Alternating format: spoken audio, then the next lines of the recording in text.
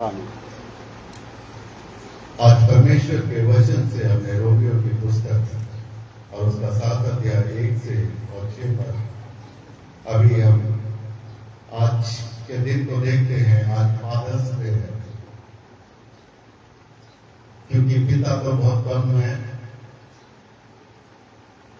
और पिता का महत्व हमको जानने की जरूरत है। और जितनी जिम्मेदारी पिता को दी हुई है उस पिता परमेश्वर में, उतने ही लोग आलसी हो जाते हैं और ये सोचते हैं कि हमारी कोई जरूरत नहीं। अगर किसी जगह का कोई मुखिया ही सही ना हो और उस परमेश्वर के अधीन ना हो और परमेश्वर की उन बातों में रुचि ना रखे जो परमेश्वर ने मुझे और आपको एक उपहार के रूप में दी है, उसकी देखरेख ना करें तो गड़बड़ हो जाता है। अगर एक फुलवारी है, एक बागे अदन है, बाग है और उसमें जो माली है, अगर वो माली अपनी पेड़ पौधों की या अपनी खेती की देखभाल ना करे तो सब कुछ गड़बड़ हो जाता है। इसी प्रकार एक घर का मुखिया और घर के मुखिया का क्या महत्व है हम सब लोगों को समझना है। जैसा कि हम सब लोगों को पता है कि हमारा कौन पिता था, जानते हैं? सबसे पहला पिता जिसको हम आदम के रूप में देखते हैं, जिसकी उम्र कितने बरस थी?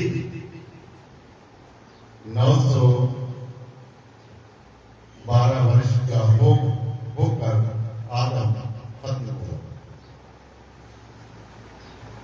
और उसके बाद उसके कई पुत्र हुए और पुत्र होने के बाद सबकी जो है आयु 900 वर्ष के आसपास ही रही है।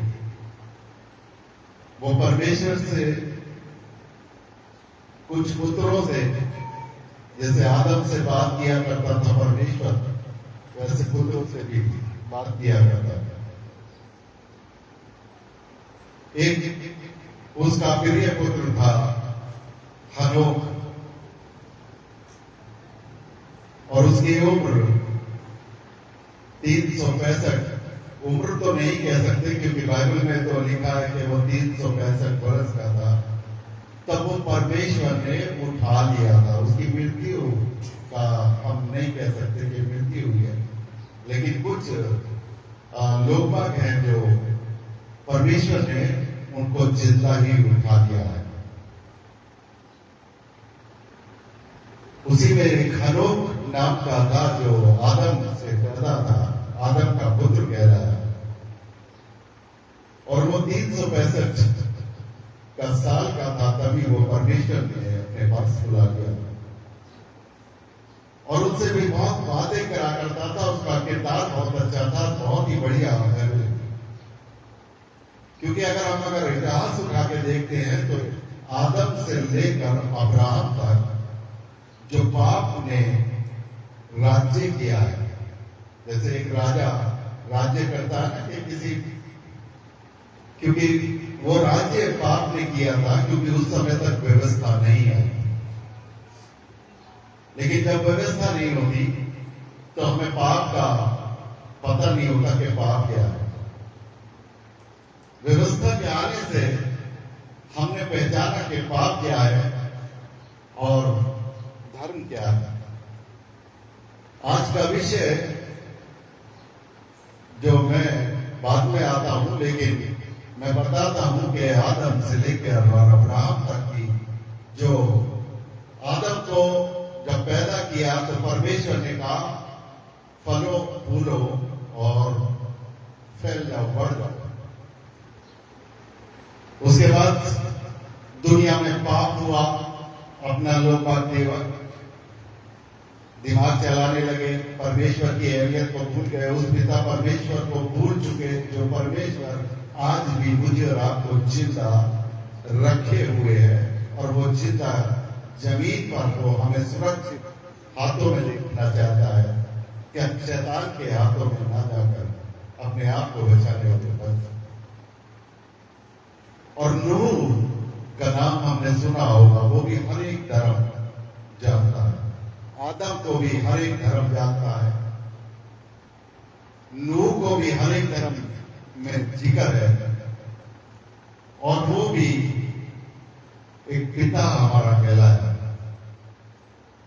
जो हम वंशावली चले आ रहे हैं, जो आज तक हम हैं, वो वंशज के आज तक हम हैं।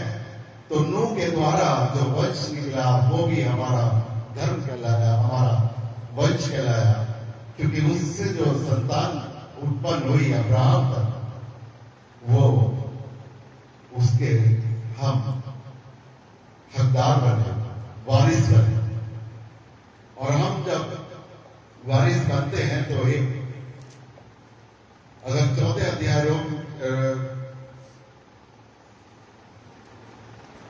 अध्याय है रोमियो की पुस्तक में, यहाँ पर ये लिखा हुआ है, पौलुस कहता है, इसलिए हम क्या कहें, हमारे शारीरिक पिता अब्राहम को क्या प्राप्त हुआ, क्योंकि अब्राहम कामों से धर्मी ठहराया जाता तो उसे घमंड करने की जगह होती, परंतु परमेश्वर के निकट नहीं।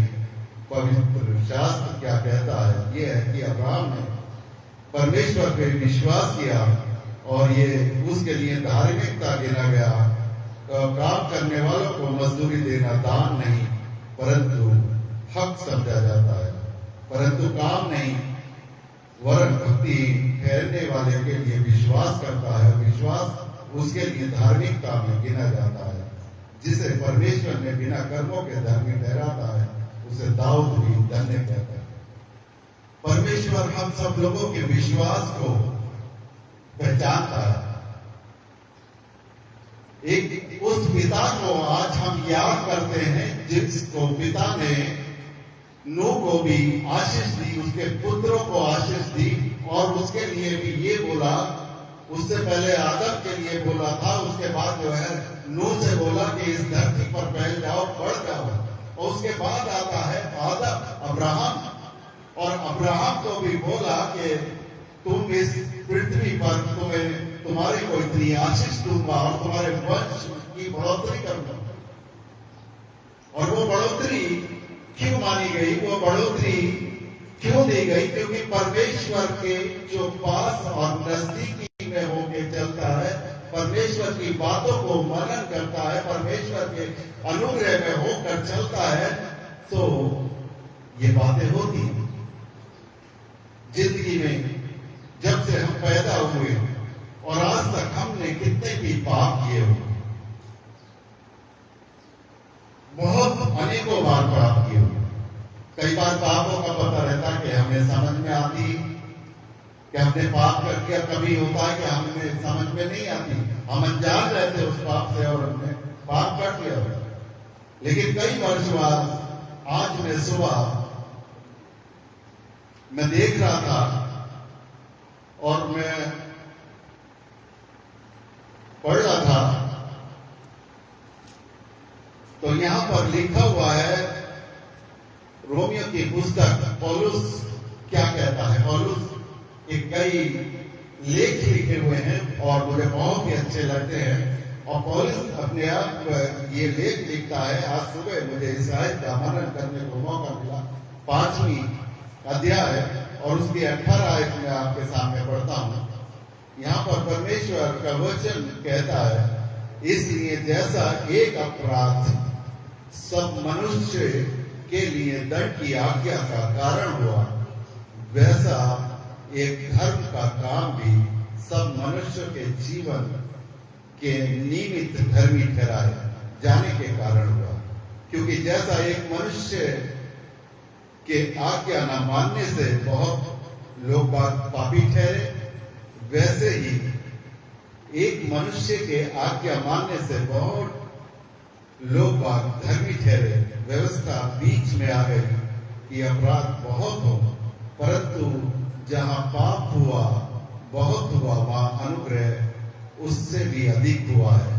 जैसा पाप ने मृत्यु फैलाते हुए राज्य किया, वैसा ही हमारे प्रभु यीशु मसीह के द्वारा अनुग्रह भी अनंत जीवन के लिए धर्मी ठहराते हुए राज्य करे।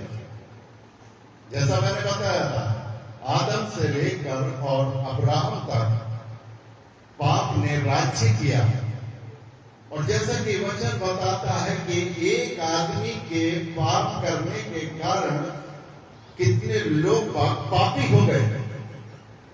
हमने देखा है, हम कहते हैं कि हमारे पुरखाओं ने पाप किए। वचन बताता है कि तुम्हारे पुरखाओं ने पाप किए थे और उन पापों का कारण ऐसा हुआ कि वो परमेश्वर को आना पड़ा। जहां पाप हुआ है, वचन बताता है, जहां पाप हुआ है सबसे ज्यादा, तो वहां पर परमेश्वर का अनुग्रह भी सबसे ज्यादा हुआ। इसका मतलब ये नहीं है कि आप पाप करते रहे तो अनुग्रह हो जाएगा, लेकिन हमें पाप को समझना है। हमने पाप के ऊपर विजय पाई है और पाप हमसे कोसों दूर चला गया है। हमें ये विश्वास करना पड़ेगा। अब्राहम को क्यों आशीष दी? अब्राहम से वो बातें क्यों करता था? वो परमेश्वर, जो पिता परमेश्वर वो बातें करता था, हमसे क्यों बात नहीं कर पाता? क्योंकि हम उसके मुद्दे पर नहीं आना चाहते। हम वाच्य व्यवस्था को आगे को करते हुए और शरीर के अंदर जो पाप हमसे पकड़ रखा है, हम जानते हैं कि व्यवस्था को इतना ही सही है कि इतवार को आ जाना और चर्च में आ जाना, वेदी के सामने अपने सर को झुका देना, और इसी बात को जानते हैं, और यहां से चर्च से निकलने के बाद फिर पाप चालू कर देते हैं। जैसा कि बताया, जब आप बपतिस्मा लेते हैं, जब आप बपतिस्मा ले लेते हैं, और बपतिस्मा में क्या चीज देखते हैं? बपतिस्मे का मतलब है हमने अपने सारे पापों को परमेश्वर के सामने कर दिया। जब पापों को परमेश्वर के सामने कर दिया, वो परमेश्वर जो यीशु मसीह कहलाया, और वो हमारे पापों को अपने कांधों पर लिया, और वो मारा गया, और वो गाड़ा गया, और वो तीसरे दिन जिंदा हुआ। ये बिल्कुल सही बात है। एक स्त्री है और उसका पति अगर मर जाता है तो वो आजाद हो जाती है, फिर वो किसी भी मर्द के साथ शादी कर सकती है, क्योंकि वो व्यवस्था के अधीन नहीं है। जो व्यवस्था बनाई थी कि आदमी औरत का जो जोड़ा होता है, आदमी खत्म हो जाता है, तो फिर वो उससे आजाद हो जाती है, वो उसके हकदार बन जाती है, वो किसी दूसरे मर्द के साथ शादी कर सकती है। लेकिन अगर सपोज करो, अगर वो मर्द जिंदा है और वो स्त्री किसी मर्द से ताल्लुकात रखती है, वो स्त्री उसके साथ बैठती है, उसके साथ जो आदमी औरत का रिश्ता होता है करती है, तो वो क्या कहलाती है? व्यभिचारिणी। वहां पर एक संज्ञा मिल जाती है, वो व्यभिचारिणी है। हमने परमेश्वर को इस साथ बपतिस्मा लिया है, उसके साजे में हम आ गए हैं। उसने हमारे पापों के खातिर वो मार दिया गया, हमारे पापों के लिए उसको मरना पड़ा, और वो हमारे पापों के कारण उसको मरने के लिए यहाँ पर इस पृथ्वी पर इंसानी रूप में जन्म लिया, ताकि हम आजाद हो सके, हमारे पापों को मुक्ति मिल सके, हमारे ऊपर उस परमेश्वर का अनुग्रह हो सके। बगैर मरे हुए यीशु मसीह इस दुनिया के अंदर अगर वो मरता ना, तो हम आजाद नहीं हो सकते थे, शैतान के उस चुंगल से नहीं बच सकते थे, जो हमें परमेश्वर आज मुझे रात को देना चाहता है, देकर जाता है। दे रखा है, हमें बहुत बड़ी आशीष दे रखी है। और वो तीसरे दिन जिंदा भी होता है।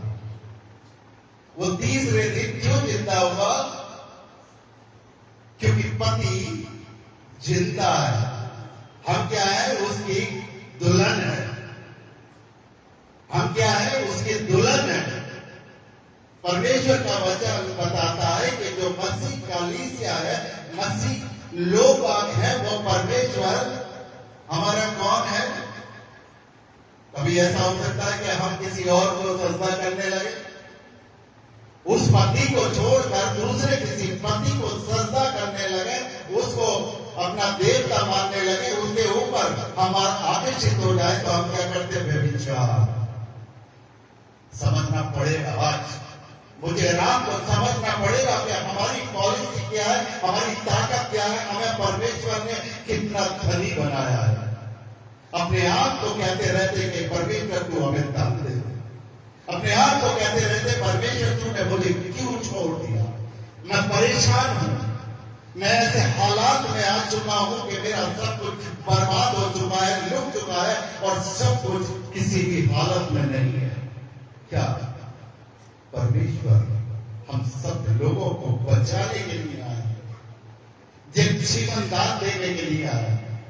उसने कहा, यहां पर एक मिसाल बताता है, और वो मैं व्यवस्था के जानने वालों से कहता हूं कि जब तक मनुष्य जीवित रहता है, तब तक उस पर व्यवस्था की प्रभुता रहती है।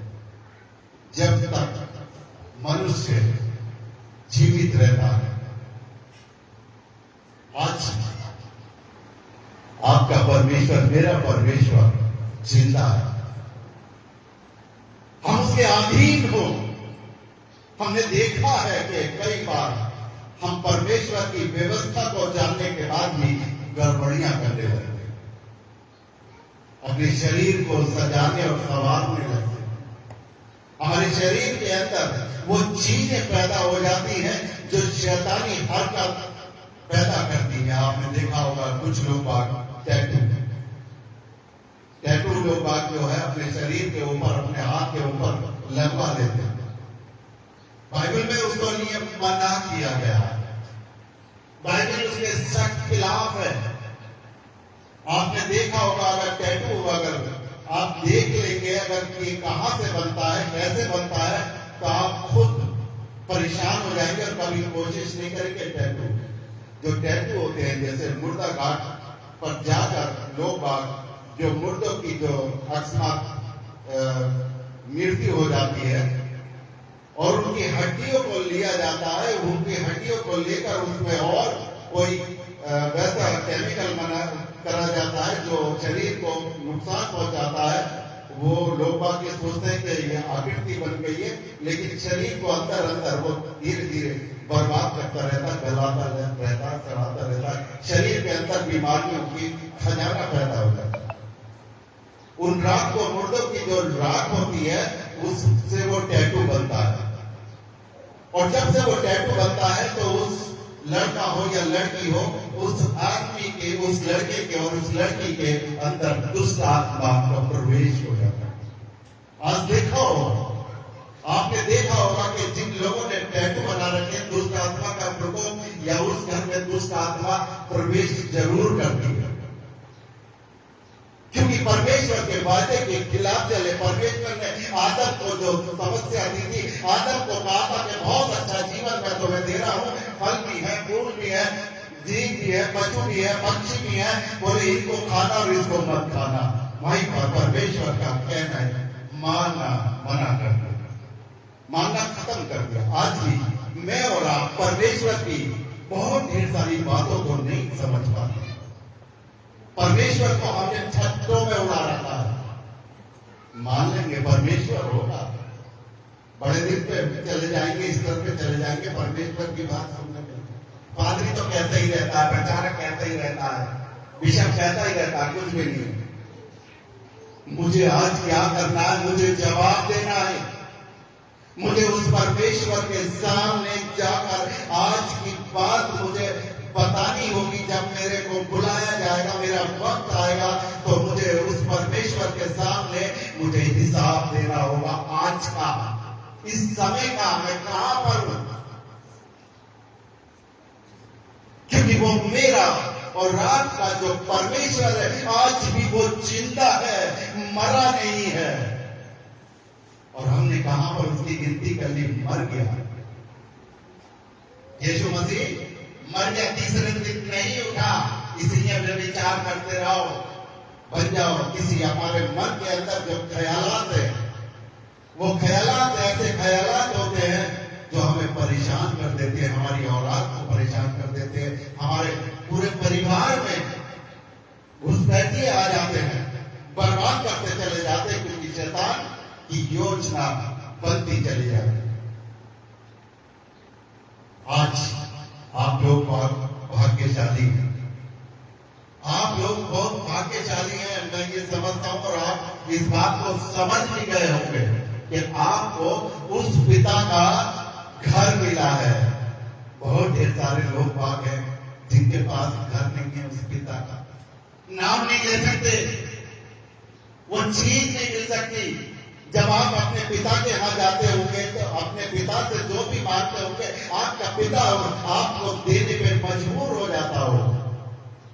आज वो पिता का घर है, वो आपको कुछ ना कुछ देकर भेजता है। अगर आपके अंदर कोई बीमारी है तो वो बीमारी जाती रहेगी, आपके घर के अंदर कोई समस्या है वो समस्या जाती रहेगी, आपके अंदर कोई भी चीज की कमी है तो वो घटी और कमी नहीं होगी। परमेश्वर का वचन बताता है, परमेश्वर के अगर अधीन रहते हैं तो तेरी बकरियों को, तेरी भेड़ों को, तेरे खेत खलिहान की बढ़ोतरी करूंगा।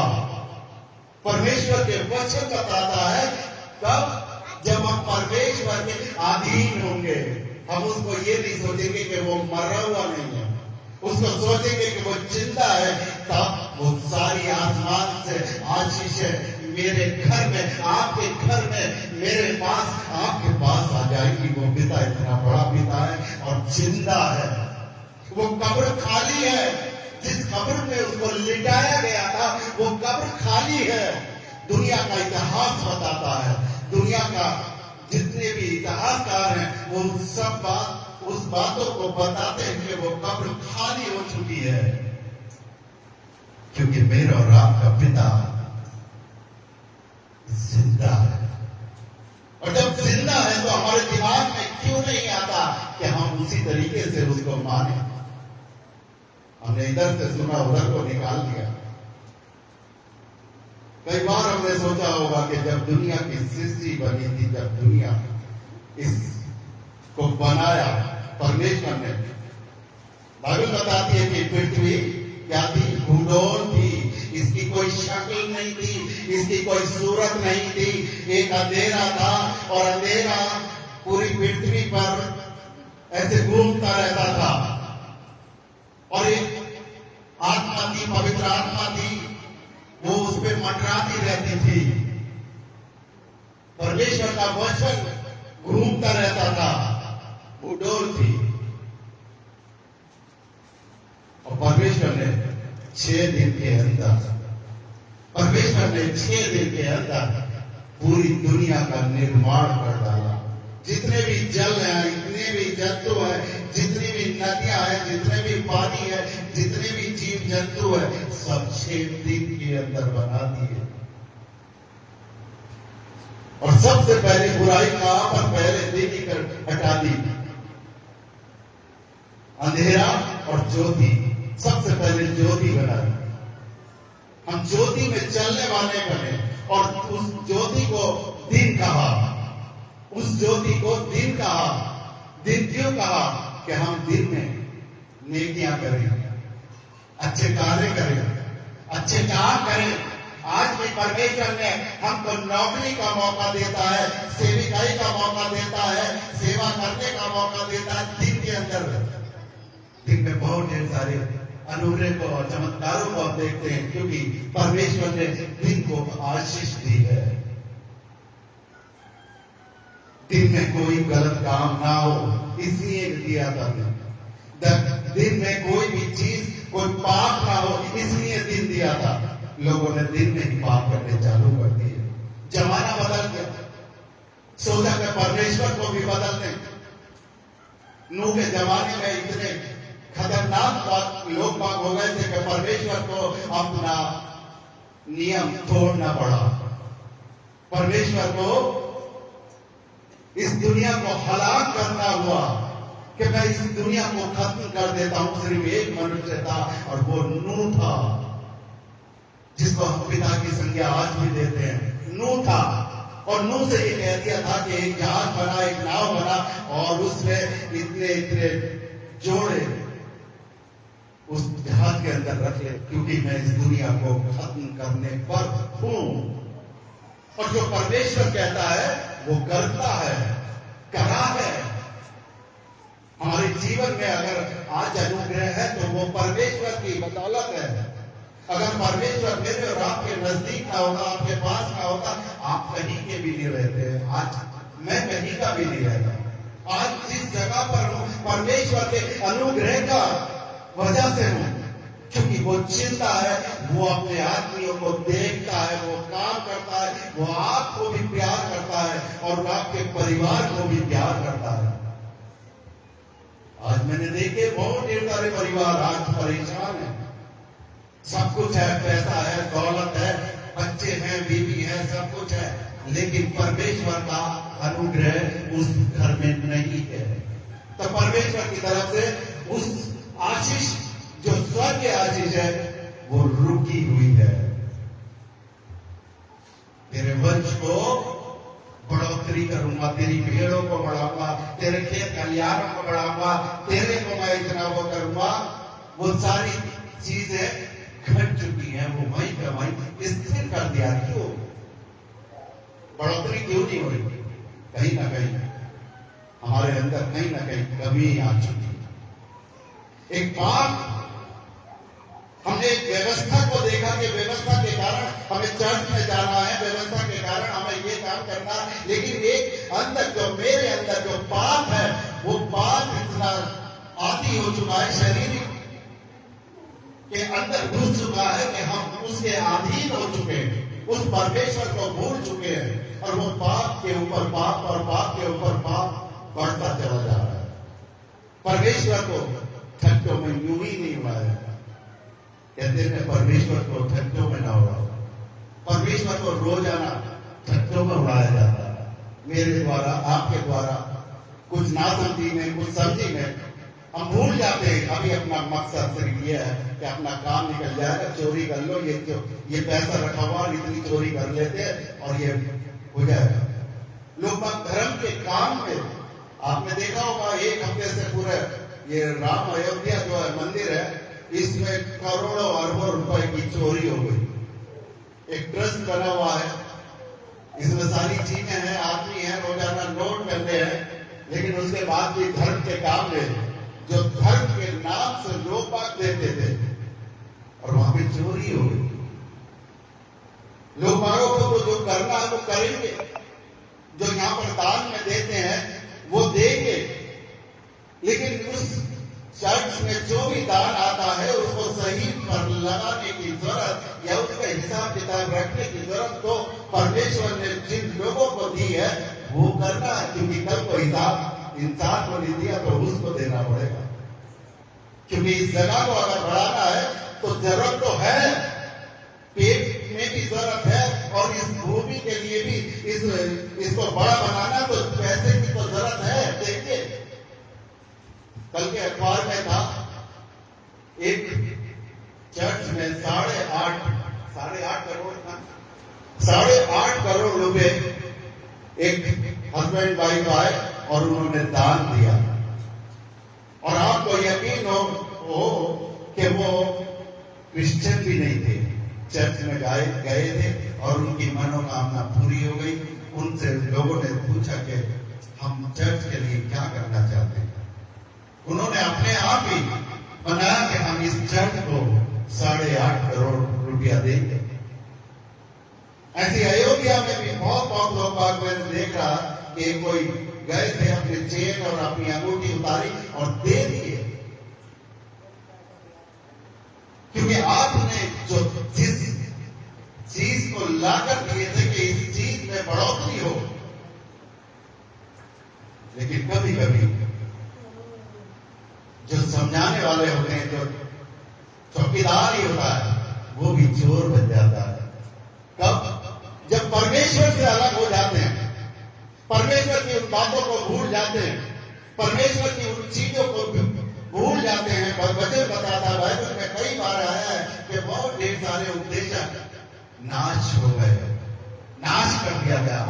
हसनपुर के अंदर भी बहुत उपदेशक हैं, बहुत ढेर सारे घर घर में कई जगह चर्च खुले हुए पास्टर है, लेकिन उनके घर के अंदर, उनके शरीर के अंदर एक फल भी नहीं आ रहा, कोई बढ़ोतरी नहीं हो रही है, कोई घटना ऐसी नहीं हो रही, कोई चमत्कार ऐसे नहीं हो रहे। सिर्फ क्या?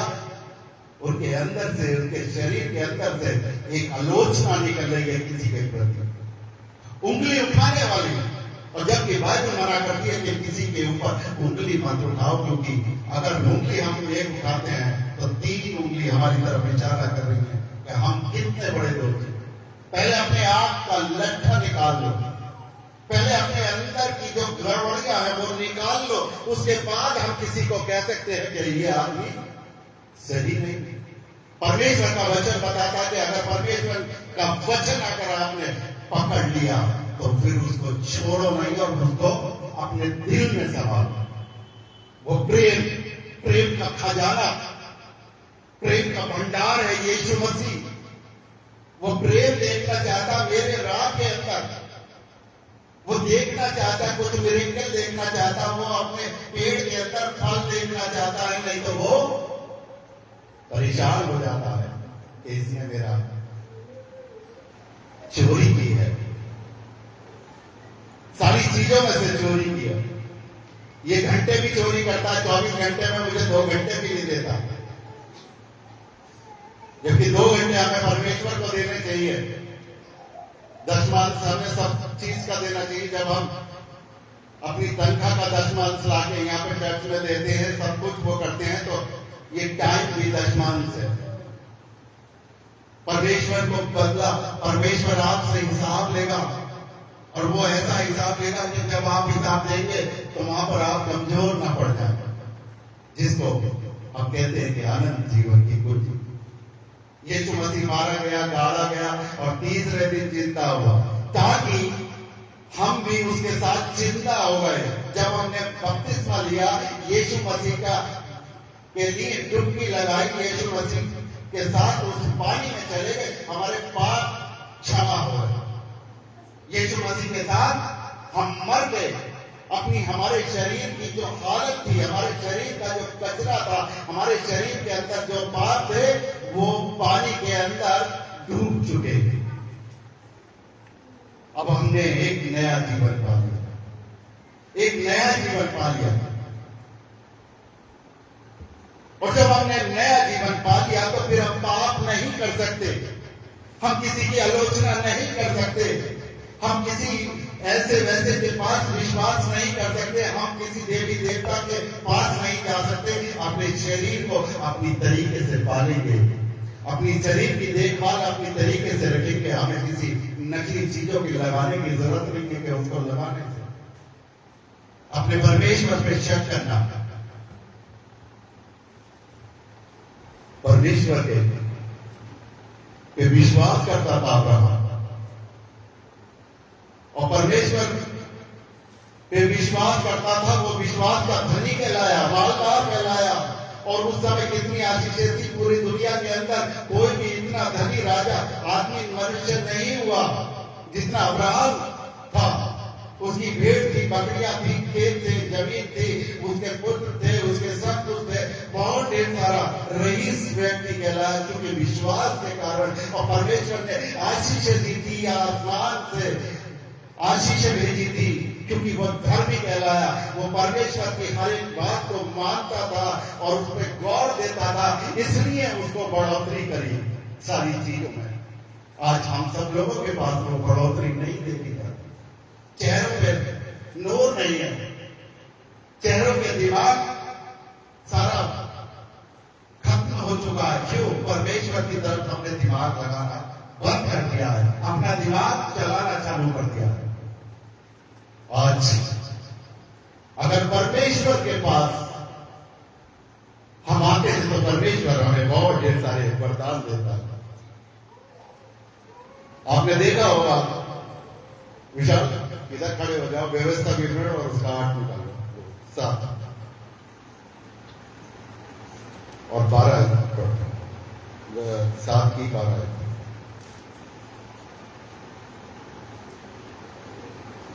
बारहवीं में पढ़ देता हूं, बाकी 13 और तुम 7 का 12 मैं पढ़ता हूं, 12 में पढ़ता।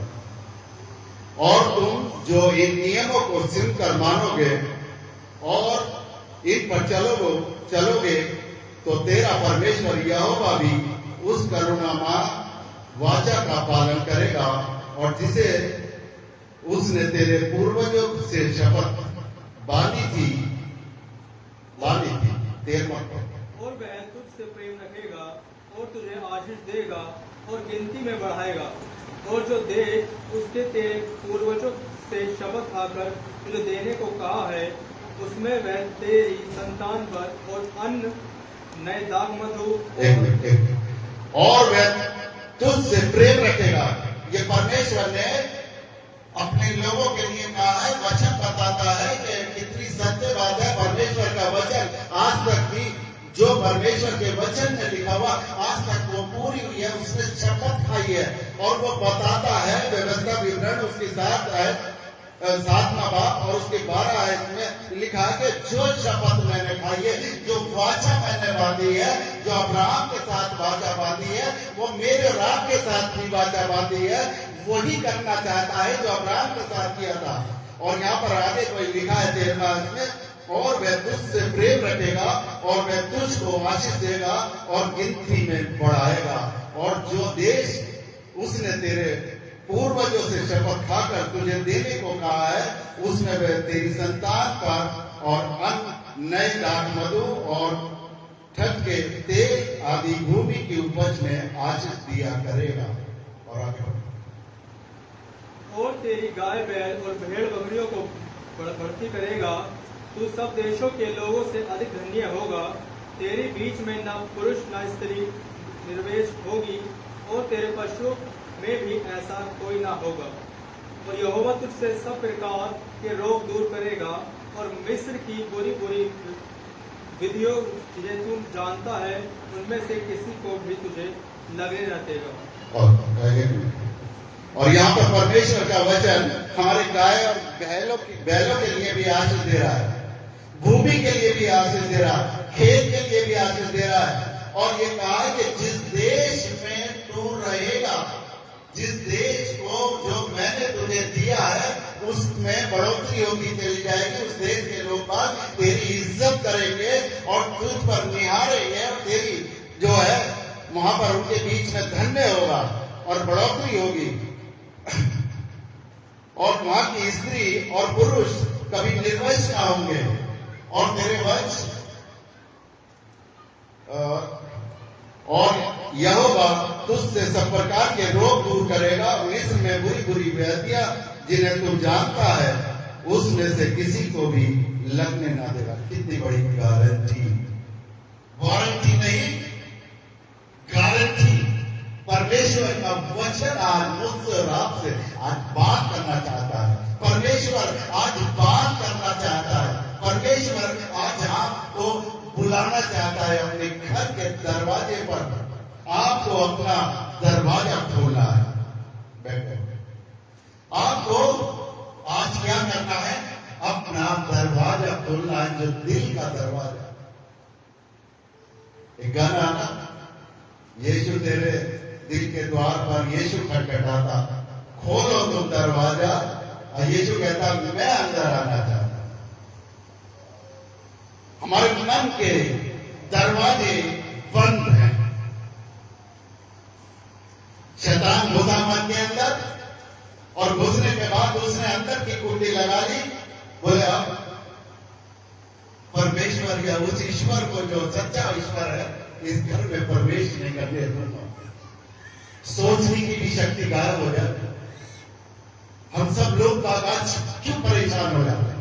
उस परमेश्वर ने मुझे रात को आशीष दी है, वचन बताता, वचन कोई झूठ नहीं है। उसने हमारी गाय भैंसों की भी गारंटी ले ली, उसने हमारी जमीन की, मकान की और सारी चीजों की गारंटी ले ली, उस देश की गारंटी ले ली जिस देश में हम रहते हैं, और उस जगह को वो धन्य जगह हो जाएगी जहां पर हम रहेंगे। क्योंकि धर्मी लोगों के लिए बहुत सुविधाएं। आज एक चीज देखने को मिलती है कि भाई कौन सा आरक्षण है, अगर तुम इस जाति से हो गए तो तुम्हें ये चीज मिल जाएगी, इस जाति से हो गए तो तुम्हें ये चीज मिल जाएगी। इसी परमेश्वर की जो जाति है वो है प्रेम, विश्वास, वो मिठास, उस जाति के हैं हम लोग। जब प्रेम की गंगा बह जाए उस जाति के हैं हम लोग। यहां पे ईमानदारी हो तो वहां पर भूखमरी नहीं हो सकती। भूखमरी कहां पर होगी? जहां लुचपन होगा, जहां परमेश्वर के तरफ नाम लेने वाला कोई ना होगा, वहां पर भूखमरी फैलती है। हम सब लोग का परमेश्वर के जन उसकी उपासना में करते हैं, उससे विश्वास करते हैं। जब हम उसके पास आते हैं तो हमारी उपस्थिति, उसकी उपस्थिति हमें आशा है कि वो हमारे बीच में है। इस समय परमेश्वर है, यहां पर है। तभी आपके रोग दूर होते हैं, तभी आपकी समस्या दूर होती है। आपने मेरे को कोई समस्या नहीं भी बताई, लेकिन आपकी समस्या उस त्रिकालदर्शी परमेश्वर को पता है कि मेरी बेटी बैठी है, वो आज इतनी परेशान है, वो मेरे घर में आई है, आज मैं कुछ उसको देकर रहूंगा, इसकी समस्या का समाधान करूंगा। आज उस परमेश्वर की, उस ईश्वर की उपासना करने का दिन है, जिसके लिए उसने सालों से, कई हजार साल पहले उसने कहा था कि ये विश्राम के दिन को याद करना, इतवार के दिन को कुछ काम मत करना, कोई नौकरी मत करना, कोई और चीजें सब खत्म कर देना, सिर्फ विश्राम के दिन को याद करना। मैं तुम्हें स्वर्ग से आशीष दूंगा, स्वर्ग से पैसा, धन, जितनी भी जिंदगी है उस सब में बढ़ोतरी करूंगा। कब? जिस दिन तुमने मेरा यह नियम मान लिया, वाचा में बन गया। व्यवस्था जो दी गई है, उस व्यवस्था में हमें ये है कि तुम मेरे दिन को पवित्र करके मानना। ये नहीं कि साधारण तरीके से मानना, पवित्र करके मानना। जो वर्ष पहले हमें कोई चीज दी गई थी, कोई अमानत हमें दी गई थी, वो हमारी जिंदगी का एक चैप्टर था, ताकि हमारी जिंदगी सुधर सके और हमारी जिंदगी में बहुत ढेर सारी जो कमियां आ चुकी थी, जो घटी आ चुकी थी, वो समस्या का समाधान हो सके। वो चीज आज परमेश्वर आपको देना चाहता है। परमेश्वर आपकी जिंदगी में खुदर बदर करना चाहता है, ताकि आप देख सको आपके शरीर में कितनी बड़ी ताकत है, आपके परिवार में कितनी बड़ी ताकत है, आपके अंदर कितनी बड़ी ताकत है। उसने कहा था कि तुम किसी चीज से मत घबराना, किसी चीज से मत डरना, देने वाला तो मैं हूं। ये सारी चीजें तुम्हारे लिए यूं ही हो जाएगी।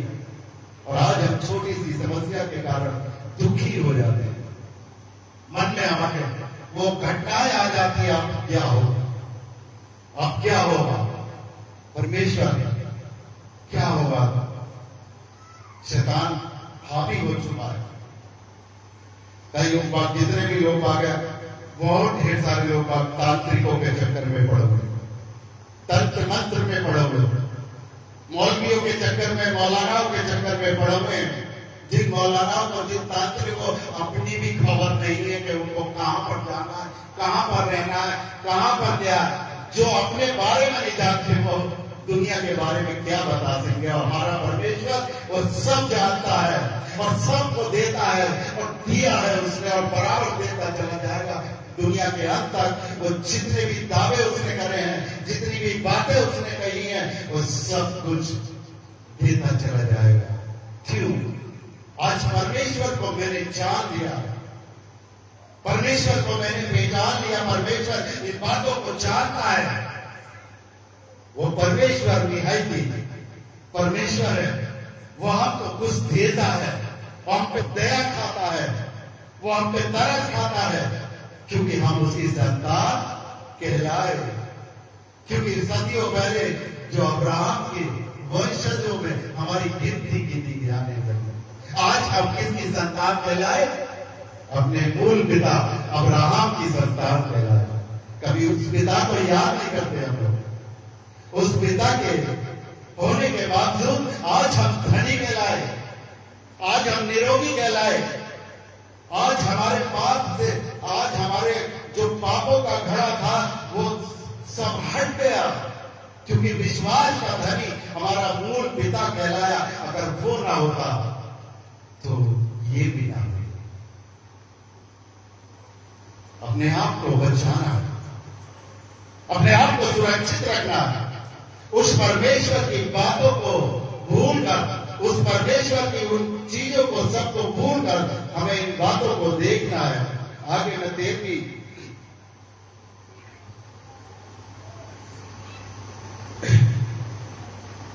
सात और 2 आयत पढ़ता हूं मैं आपके सामने। और तेरा परमेश्वर यहोवा उन्हें तेरे द्वारा हरा दे और तू उन पर जय प्राप्त कर ले, तब उन्हें पूरी रीति से नष्ट कर डालना, उनसे ना वाचा बांधना और ना उन पर दया करना और ना उन्हें ब्याह शादी करना, ना तो तेरी बेटी और ना उनके बेटे को ब्याह देना और ना उनकी बेटी को अपने बेटे के लिए ब्याह लेना, क्योंकि वे तेरे बेटे को मेरे पीछे चलने से बहकाएंगे और दूसरे देवताओं की उपासना करवाएंगे। इस कारण यहोवा का कोप तुम पर भड़क उठेगा और वह तेरा शीघ्र सत्यानाश कर डालेगा। कभी कभी हमारे पास ऑफर आ जाता है, कभी कभी हमारे पास ऑफर आ जाते हैं कि कोई अच्छा रिश्ता मिल रहा है। यहाँ पर हसनपुर के अंदर ही एक परिवार था और उन्होंने अपनी लड़की की शादी करी और एक हिंदू लड़के से, ईसाई लड़की थी, ईसाई धर्म को जान चुकी थी और वो अच्छी तरीके से अपने बातों में चल रही थी, लेकिन उन्होंने एक शादी कर दी और वो था हिंदू। और यहाँ पर वचन उसके लिए बताता है कि कभी भी उनसे वास्ता मत करना, क्योंकि ऐसा ना हो कि वो परेशान, ना लड़का भी आना ना लड़की भी आना। कभी कभी ऐसा हो जाता है, जिंदगी कहते नर्क बन गई, जिंदगी नर्क बन जाती है। और वो जब बन जाती है जब हम उसको पकड़ लेते हैं, जब हम मसीह को पकड़ लेते हैं, मसीह के साथ हमारा एक रिश्ता कायम हो चुका है और उसको हम देख लेते हैं कि अब हमारी जिंदगी और कुछ नहीं है, वो मसीह के खातिर। और वहां पर जब हम दूसरे समाज के बच्चे को पकड़ लेते हैं तो वहां पर अनबन हो जाती है। आज भी मुकदमा चल रहा है, आज परेशान है, करोड़पति होते हुए बहुत, लेकिन आज परेशान है। इबादत घर से भाग चुकी है, अपने घर के अंदर ही बैठकर इबादत कर लेते हैं, दूसरों की बुराई कर लेते हैं। बाइबल बताती है हमें किसी की बुराई नहीं करनी, किसी के ऊपर तानाकशी नहीं है। आप परमेश्वर को मानने वाले अपनी समस्याओं को खुद खत्म कर सकते हैं। परमेश्वर ने मुझे और आपको वो ताकत दी, परमेश्वर ने आपको वो एक ऐसा तलवार दिया, एक ऐसा हथियार दिया। हमारा सबसे बड़ा हथियार कौन सा है? मोहब्बत, दीन, अपने आप को नीचे गिराना। परमेश्वर का वचन बताता है कि जितने आप छोटे बनोगे उतने बड़े कर दिए जाओगे। गाना गाते हैं, तू बड़े मैं घटू। अपने आप को घटाना है, दूसरे को बढ़ाना है। अपने देश में कल में वचन पढ़ रहा था तो उसमें लिखा हुआ कि अगर हमने अपने दुश्मनों के साथ के लिए प्रार्थना कर ली, जिनको हम अपना बैरी मानते हैं, दुश्मन मानते हैं, अगर हम उनके लिए प्रार्थना करेंगे तो हमारे घर की स्थिति सुधर जाती है।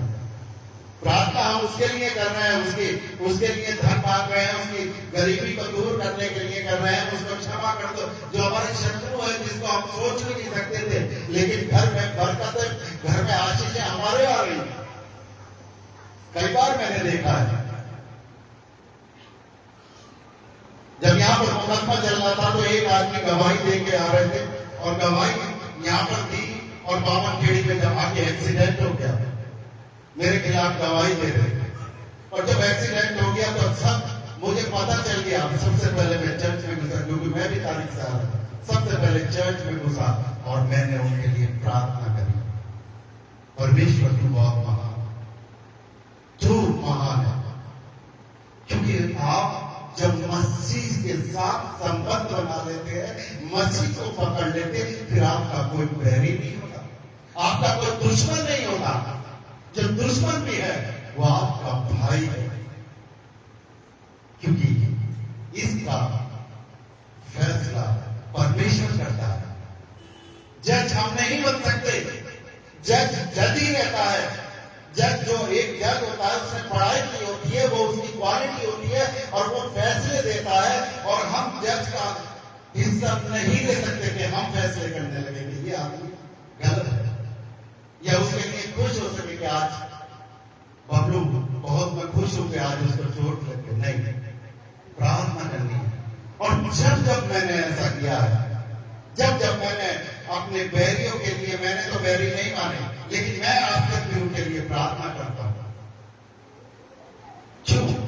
और परमेश्वर मुझे बढ़ोतरी देता है, बढ़ोतरी करता है, क्योंकि परमेश्वर में हम सब भाई और बहन, जो रिश्ते हैं, पति पत्नी का भी रिश्ता है, वो इस धरती पर है। इस धरती के बाद ये रिश्ते गायब हो जाएंगे, और एक नया रिश्ता हमें ऊपर जाने के बाद मिलता है। वो हम सब के कोई रिश्ता नहीं होगा, हम एक दूसरे के भाई और बहन होंगे। ना कोई किसी की पत्नी होगी, ना कोई चाचा होगा, ना ताऊ होगा। ये यहाँ की एक परंपरा है, क्योंकि इस दुनिया के, इस पृथ्वी पर अगर हम जीवित पाए जाते हैं तो एक हम पाप से बन जाते हैं, पापी बन जाता है, हमारा शरीर पाप को ढक लेता है, और इतने स्वार्थी हो जाते हैं कि हमें मन तो इनके रिश्तों में इतने बेचैन हो जाते हैं कि हम एक रिश्ते के कारण दूसरे रिश्ते को बर्बाद कर डालते हैं। कि मेरा बेटा है, मेरे बेटे को ये नुकसान ना पहुंचा, दूसरे बेटे को नुकसान पहुंचाते, दूसरे ये नहीं सोचते कि वो भी बेटा है। और ध्यान से जिस दिन पृथ्वी पे से उठ जाएंगे, पृथ्वी से जाना जब हमारा हो जाएगा, तो वहां पर हम एक बराबरी के साथ हो जाएंगे। हमारा जो लेवल है, वो चाहे वो दुश्मन हो, चाहे माँ हो, चाहे बाप हो, चाहे चाचा हो, ताऊ है, लेवल एक हो जाएगा। परमेश्वर ने मुझे रात को एक रिश्ता जो दिया है, जिसके साथ हम कहते हैं कि हम अनंत काल में वहां पर रहेंगे, अनंत काल तक रहेंगे। कैसे रह सकते? क्योंकि यहाँ पर हमारे मतभेद इतने हो चुके हैं, हमारे मतभेद यहाँ पर इतने हो चुके हैं, अनंत काल की हम बात नहीं सोच सकते, अनंत काल में नहीं जा सकते, उस समाज में, उस देश में नहीं जा सकते। जो प्रदेश जिसको हम कहते हैं कि वो प्रदेश में हमारा घर है, वो कैसे हो सकता है हमारा घर? क्योंकि वहां पर एक जाति बनी हुई है, और वो जाति है मोहब्बत की जाति।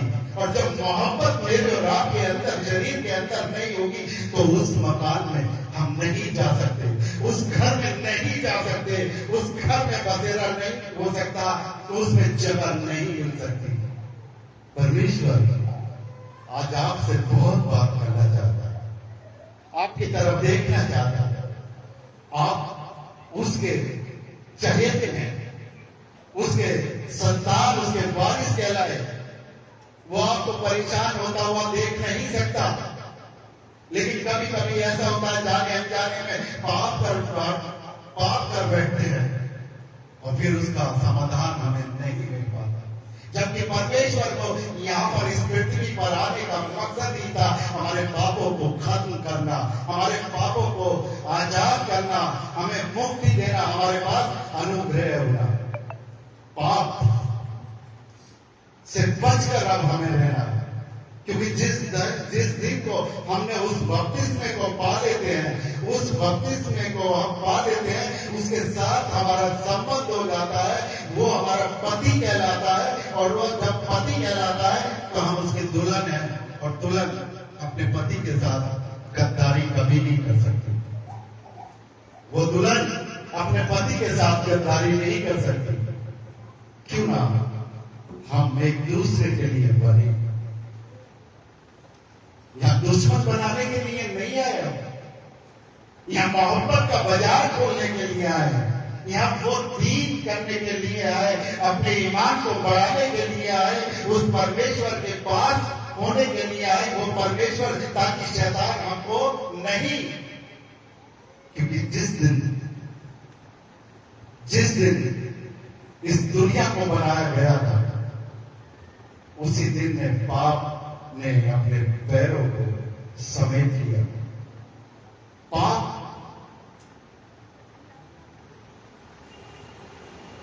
उस दिन पैदा हो चुका था।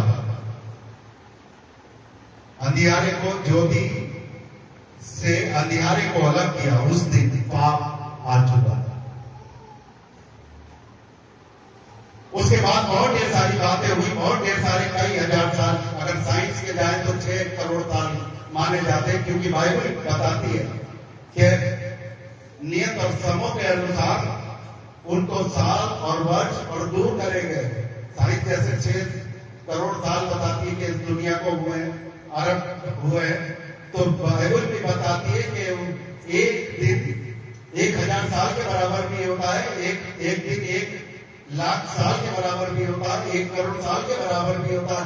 अगर उनकी गिनती करी जाए तो 6 करोड़, साइंस भी दावा 7वें दिन पर ही आके रुकती है, 6वें दिन पर ही आके रुकती है। जो बाइबल बताती है वो साइंस भी आज बताती है। हम उसको देखना समझ ही नहीं पाते। ये गारंटी है परमेश्वर की, जो परमेश्वर ने तीसरे दिन जिंदा होकर आपके लिए आना पड़ा और आपके लिए मरना पड़ा, ताकि आपके पापों को आपके सर से हटा के आपको आजाद कर दिया जाए और आपको एक नई जिंदगी दे दी जाए। और उस जिंदगी में आप नए फल लाना चालू करें। आपकी जिंदगी में अगर फल नहीं आ रहे तो इस चर्च में आने से कोई फायदा नहीं होगा। आप ना तो अपनी सुरक्षा खुद कर सकते, ना दूसरों की कर सकते, ना अपने परिवार की कर सकते। आपके अंदर एक फल आना चाहिए, जो परमेश्वर ने मुझे और आपके अंदर एक फल दिया है।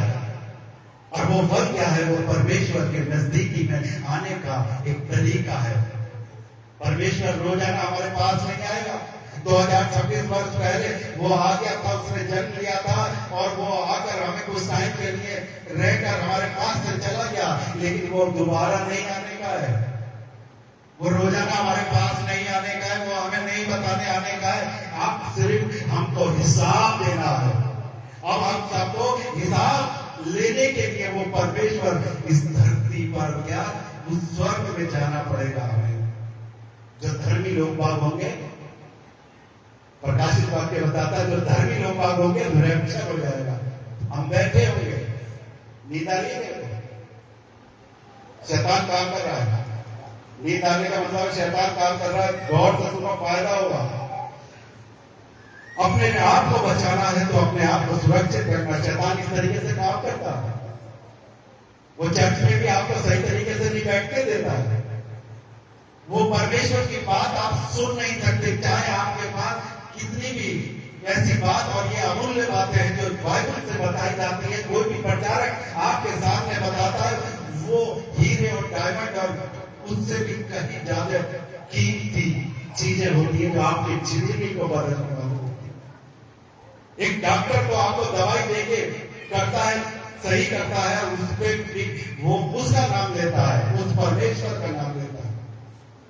और यहां पर तो आप अगर बाइबल की बातों को पढ़ के अपने आप को सुधार कर सकते हैं, अपने घर में जो परेशानी है वो दूर कर सकती है। आपके परिवार में आपके पति को एक अच्छी जिंदगी मिल सकती है, क्योंकि बहुत बड़ा योगदान बहनों का भी होता है अपने पतियों को सुधारने में। प्रार्थना करती है, टॉर्चर करी जाती है, उनके आदमी मारते तोड़ते हैं कि तू कहां से जाती है, कैसे करती है, क्या करती है, लेकिन वो पत्नी अपने पति के लिए प्रार्थना करती कि इसकी शराब छूट जाए, इसका ये छूट जाए, जो मार का पीटता है वो छूट जाए, जो चोरी करता है, डकैती करता है, ये छूट जाए। बहुत ढेर सारी पत्नियों ने प्रार्थना करके अपने घर को सुधार दिया। इसलिए पूरी उम्मीद करता हूं यहाँ पर जितनी भी बहनें आपके बैठी हैं, वो परमेश्वर पे आप विश्वास करते हैं कि आपके लिए बहुत बड़ी बात है, क्योंकि आप अपने लिए नहीं आते। अक्सर मेरी बात होती रहती है, बहनों से बात होती रहती है, और वो बहनों को जब मैं बातें सुनता हूं तो वो अपने लिए प्रार्थना के लिए नहीं आती कि मेरे लिए प्रार्थना करते। बच्चा होगा उनकी प्रार्थना में, उनका पति होगा, कोई सास होगी, कोई ससुर होगा, और वो चाहती है, एक बहू आती है कि मैं चर्च में जाऊं, और उसे पूरा विश्वास होता है कि मैं चर्च में जाके प्रार्थना करूंगी और करवाऊंगी, तो ये परिवार के लोग बात सही हो जाएंगे। और परमेश्वर उन बातों को जानता है, समझता है, उन सारी चीजों को, आपकी बातों को वो जानता है और समझ के वो उत्तर देने वाला परमेश्वर है। वो आपकी बातों का उत्तर देता है। आज हम उस बात पर सोचे, उस परमेश्वर को माने, वो परमेश्वर जो कि जिंदा है, और वो जिंदा परमेश्वर आज मुझे और आपको जिंदा रखना चाहता है, क्योंकि हम मर के भी मौत पर विजय प्राप्त कर ली। इस परमेश्वर ने, हमारे परमेश्वर ने हमको मरना होगा और मर के फिर दोबारा जिंदा होना होगा। अगर हम मसीह में मरते हैं, कहते हैं जब मृत्यु हो जाती है तो हम जब किसी भी दफन देते हैं तो कहते हैं कि जो मौत पर विजय पाली और जो मसीह में मरते हैं वो मसीह में दोबारा उठा लिए भी जाते हैं। जो मसीह में मरते हैं, दुख की उनकी बात होती है जिनके बैप्टिज्म नहीं होते, जो मसीह धर्म में नहीं आ पाते, जो उन संस्कारों को नहीं कर पाते, सिर्फ बहुत टाइम लगा देते थे, अचानक उनकी मौत हो जाती है, तो वो मसीह में जिंदा नहीं हो पाए, क्योंकि ये चीज आपको दी है। हम मसीह में हैं और मसीह में हमें मरना है, और जब मसीह में हम मरते हैं तो मसीह में एक विश्वास है, जिंदा भी होंगे, जिसको हम काल का जीवन बोलते हैं, जिसको हम बोलते हैं कि वो परमेश्वर जो सेनाओं का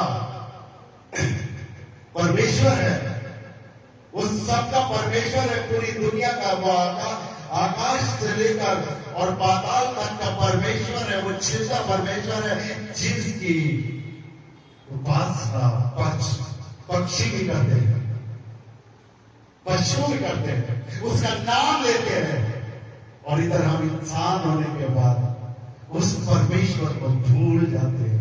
वो परमेश्वर को भूल जाते हैं, परमेश्वर की वो ताकत को भूल जाते हैं। वो परमेश्वर मिनटों में आपको कुछ से कुछ कर सकता है। एक वही परमेश्वर ऐसा है, आपके अंदर जो कैंसर की बीमारी होती है, आपके अंदर जो टीबी की बीमारी होती है, आपके घर के अंदर कोई भी दिक्कत है, वो मिनटों में दूर कर देता है। वो ऐसा परमेश्वर है, वो कितना बड़ा ताकतवर है, हम भूल जाते हैं, उस परमेश्वर को भूल जाते हैं, उस परमेश्वर को, उस बात को भी भूल जाते हैं। तो उसने 4 दिन के मुर्दों को जिला दिया, उसने कोड़ियों को चंगा कर दिया, उसने आंखों के अंधों को आंखों की रोशनी दे दी, उसने जंग से जो लंगड़े थे उनको भी चला दिया। इस बात को हम भूल जाते हैं, उस बात को भी भूल जाते हैं जिस परमेश्वर ने अपने आप को दोबारा तीसरे दिन जिंदा कर दिया, जबकि वो जिंदा रहते हुए इस संसार में कितनी बार, 3 बार भविष्यवाणी करी थी। उसने अपनी मौत की भविष्यवाणी करी थी और मौत के बाद बोला था कि मैं तीसरे दिन जिंदा हो जाऊंगा, और वो जिंदा साबित हुआ, वो जिंदा हुआ, और आज भी वो जिंदा है। जिस परमेश्वर को मैं और आप जानते हैं और मानते हैं, वो जिंदा परमेश्वर है, मरा हुआ नहीं है, क्योंकि उसकी कब्र खाली है। वो कब्र में नहीं है, वो मिट्टी के नीचे नहीं है, उसको हमने कोई मजार नहीं बना रखी है, उसको आज भी हम जिंदी शक्ल में देखते हैं, क्योंकि वो मेरे और आपका परमेश्वर है, और वो सारी बातों को पूरा करता है और सारी हमारी तमन्नाओं को पूरा करता है। वो हमारी पढ़ाई लिखाई में भी काम आता है, वो हमारी नौकरी पेशे में भी काम आता है, वो हमारे खेत खलिहानों में भी काम आता है। वो सारी घटनाओं को बराबर देखता रहता है, जिन घटनाओं को परमेश्वर देखता है, क्योंकि आप उसकी संतान कहलाए, आप उसकी वारिस कहलाए, और उसका वायदा है कि मैं तुम्हें कभी भी बर्बाद होते हुए नहीं देख सकता, मैं तुम्हें कभी भी ऐसी चीज, ऐसी हालत में नहीं देख सकता। और वो करता है, वो करता है, क्योंकि वो मेरे और आपका पिता है। और पिता हमेशा अपने बेटे को, अपने संतान को आंखों में आंसू नहीं, वो हमारे आंखों को, आंसुओं को पोंछ डालेगा, वो हमारे आंखों के आंसुओं को धो डालेगा और हमें एक ताजगी दे देगा। हमारे बदन में एक नई ऊर्जा आ जाएगी, ताकत आ जाएगी। कब? जब हम उसके अनुग्रह में होकर चलेंगे। इसमें व्यवस्था विवरण में बताएगा, मैं तुम्हें किस तरीके से आशीष दूंगा, मैं तुम्हें कितना ताकतवर बनाऊंगा, मैं तुम्हें कितना फौलादी बनाऊंगा। जब बनाऊंगा, जब तुम मेरे संग संग चलोगे। वो परमेश्वर आज आपके लिए चिंतित है। आप सोचते हैं वो परमेश्वर मजे में है। एक कोई घर के बनाने वाला, अगर कोई पिता अगर घर को बना देता है तो पिता परेशान रहता है, बाकी घर के जितने भी मेंबर हैं, जिन पे बोझ नहीं होता, जितनी औलादें हैं, वो खुश होती है कि देखो माता पिता ने मेरा कमरा एक बना दिया, एक भाई का बना दिया, एक उसका बना दिया, एक इसका बना दिया। लेकिन पिता अंदर ही अंदर सोचता रहता है कि पुताई गड़बड़ ना हो जाए, कोई लेटर लीक ना हो जाए, किसी की कोई परेशानी ना हो जाए। जो इतना मेरा पैसा कर रहा है, पूरी दुनिया, पूरी जिंदगी की कमाई मैंने इस मकान के अंदर लगाई है, कहीं गड़बड़ ना हो जाए, उसको दहशत रहती है।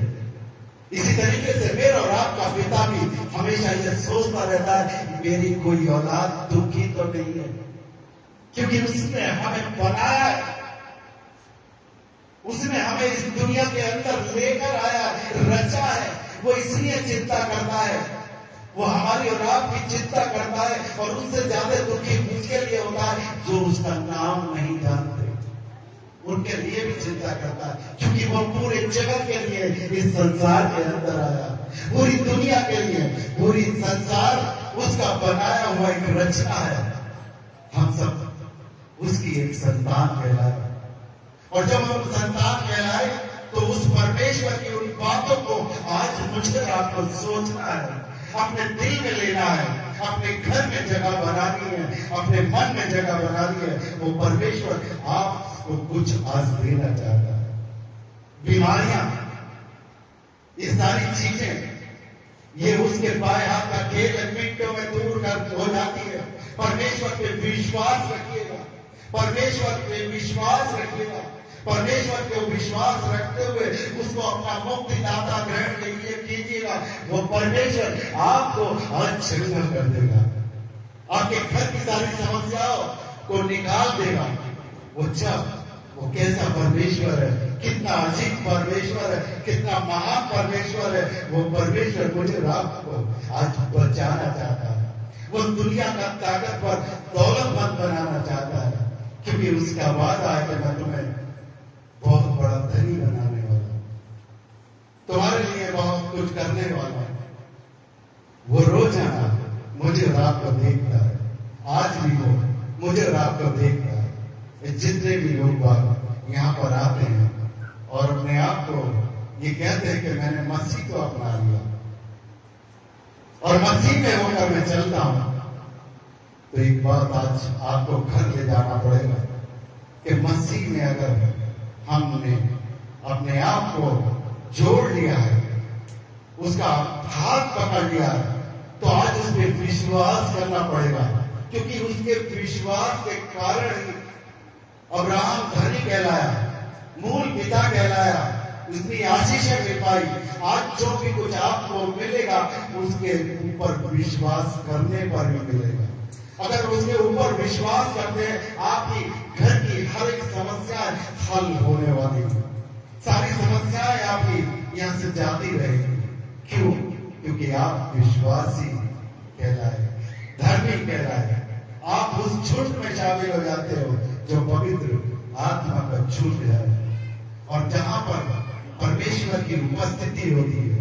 परमेश्वर की उपस्थिति जब होती है तो बड़े बड़े मिरेकल, बड़े बड़े चमत्कार वहां पर हो जाते हैं। लेकिन उसमें सबसे ज्यादा जो काम करता है वो आपका विश्वास।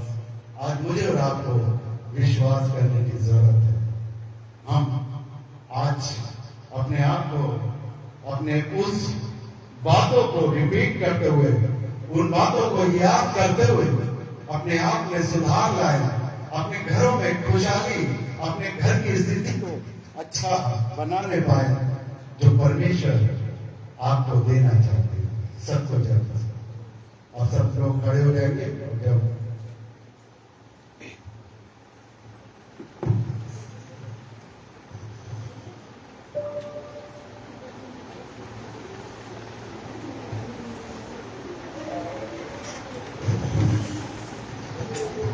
अभी 1 मिनट विचार, अभी आज एक रिहर्सल करना है।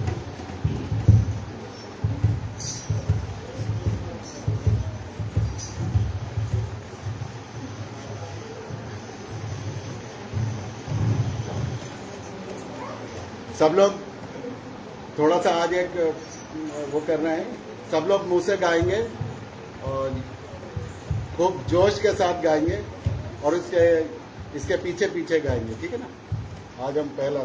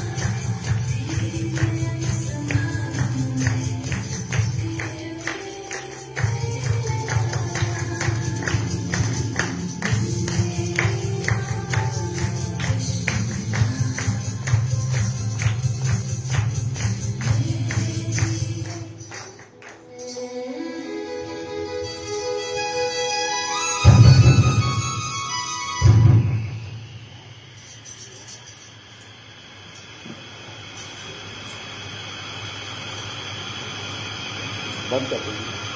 पास्टर साहब प्रार्थना करें।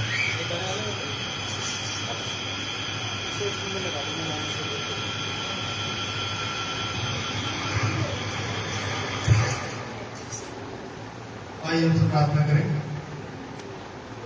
स्वर्ग में विराजमान प्रभु, एक बार फिर से आपके सम्मुख आते हैं और धन्यवाद देते हैं स्वामी आज के दिन के लिए, आज के सुंदर वचन के लिए। प्यार प्रभु, सचमुच में प्यार प्रभु आप महान है और दर्द पिता चाहते हैं कि प्यार प्रभु सचमुच में जो प्यार प्रभु जी आपका प्रेम है एक पिता की तरह प्यार प्रभु जी हम उसको प्यार प्रभु जी सचमुच में प्राप्त करें। हाँ प्यार प्रभु, नाना प्रकार की बातों में संसार की जरूरतों को देखते हुए हम आपसे दूर हो जाते हैं, लेकिन प्यार प्रभु हम आपसे फिर से निवेदन करते हैं और चाहते हैं प्यार प्रभु आप हमें सद्बुद्धि प्रदान करें कि हम आपका निरंतर बढ़ने वाले हो, आपके नजदीक आने वाले हो सके। प्यार प्रभु जी हमारा संबंध आपसे एक पिता की तरह हो प्यार प्रभु। साथ ही मेरे स्वामी हमारे उपस्थित और प्रियजनों ने अपनी मेहनत की कमाई में से जो ये दान दिया है प्यार प्रभु, जिसके बदले आप 30 गुना 60 गुना और 100 गुना लौटाएं प्यार प्रभु, इनके परिवारों पर आपकी स्वर्गीय आशीष निरंतर होती रही प्यार प्रभु। धन्यवाद देते हैं पिता, आपने प्रार्थना को सुना है। प्रार्थना प्रभु यीशु के जीवित और पवित्र नाम पर मांग लेते हैं, आमीन आमीन आमीन। अब हमारे पिता का प्रेम और यीशु मसीह का अनुग्रह और पवित्र आत्मा की सहभागिता आप सबों पर, आपके खेत खलिहानों पर, आपके व्यवसाय पर, हमेशा हमेशा आपके घरों में होती रहे। आमीन। सबको जय मसीह।